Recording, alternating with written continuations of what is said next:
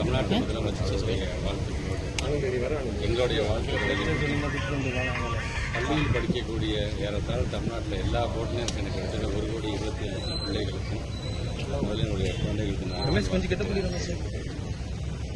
தமிழ்நாட்டு முதலமைச்சருடைய வழிகாட்டுதலின்படி நம்முடைய பள்ளி கல்வித்துறை என்பது எப்படிப்பட்ட துறை? அந்த துறையில் ஒரு இடத்துல இருந்து மட்டும் வேலை பார்த்தா போதாது.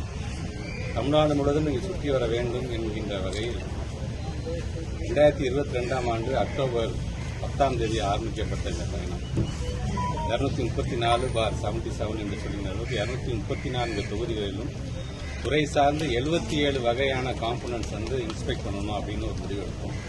கிட்டத்தட்ட 2 வருஷம் நிறைவடைந்து இன்றைக்கு 234வது தொகுதியாக இன்றைக்கு இந்த தொகுதி நான் நிறைவு செய்திருக்கின்றேன். அதன் குழந்தைகள் தினத்தில் நான் நிறைவு செய்யணும்னு சொல்லும் பொழுது எனக்கு நல்ல வாய்ப்பை வழங்கியிருக்கேன் நம்முடைய மாண்புமிகு அமைச்சர் சேகர்பாபு அவர்களுக்கு நான் நன்றி தெரிவிக்கிறேன். நேற்று நாகைப்பட்டினம் மாவட்டத்தில் நான் ஆய்வு பண்ணியிருக்கும்போது திடீர்னு நான் ஃபோன் பண்ணி எல்லாம் அப்படியே அமைஞ்சிருச்சு அப்படின்னு தான் நாங்கள் சொல்லணுன்னாங்க.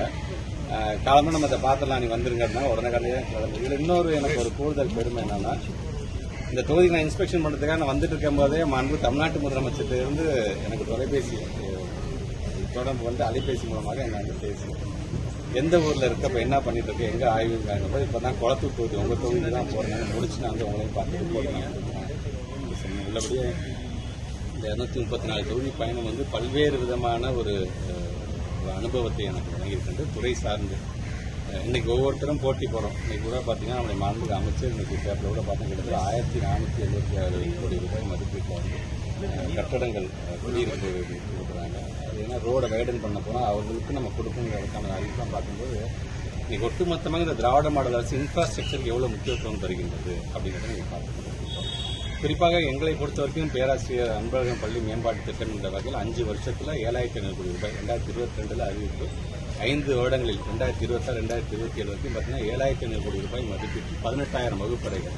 அந்த வகுப்பறையில் பார்த்தீங்கன்னா நாட் ஒன்லி வகுப்பறை, காம்பவுண்ட் சுவர், கழிவறை கட்டுறது, ஆய்வகம் கட்டுறது இது எல்லாமே அடங்கியிருக்கின்றது. இதை நாங்கள் ஐடென்டிஃபை பண்ணிருக்க மட்டும் பார்த்தீங்கன்னா இது வரைக்கும் 14,109 வகுப்பறைகள். அது சார்ந்து பிறகு லேப்ஸ், அப்புறம் சுற்றுச்சுவர் பண்ணிட்டு எல்லாமே நாங்கள் பார்த்துருக்கோம். இதுவரைக்கும் 7,756 வகுப்பறைகள் கட்டி முடிக்கப்பட்டிருக்கிறது. இன்னும் 6,353 வகுப்பறைகள் இன்றைக்கு கட்டப்பட்டுக் கொண்டிருக்கு. இதெல்லாம் ஆன்கோயிங் ப்ராசஸ், இதெல்லாம் போய்கொண்டே இருக்கின்றது. கிட்டத்தட்ட இதுவரைக்கும் 2,467 கோடி ரூபாய் இதுக்கு செலவு செய்திருக்கின்றோம். எங்கள் 7,500 கோடியில் கிட்டத்தட்ட ஒரு பாதியை கடந்து நாங்கள் இன்னைக்கு வந்துருக்கோம். இது எப்படி சாத்தியம் என்று சொன்னால் தொடர் கண்காணிப்பு, என்ன நடந்துட்டு இருக்குது, எத்தனை பில்டிங் போயிருக்கு, நடந்து முடிஞ்ச ரிவ்யூ மீட்டிங் கூட முதலமைச்சர் எவ்வளோ இன்ஃப்ராஸ்ட்ரக்சர் எவ்வளோ திறந்து எவ்வளோ நம்ம கட்டியிருக்கோம்.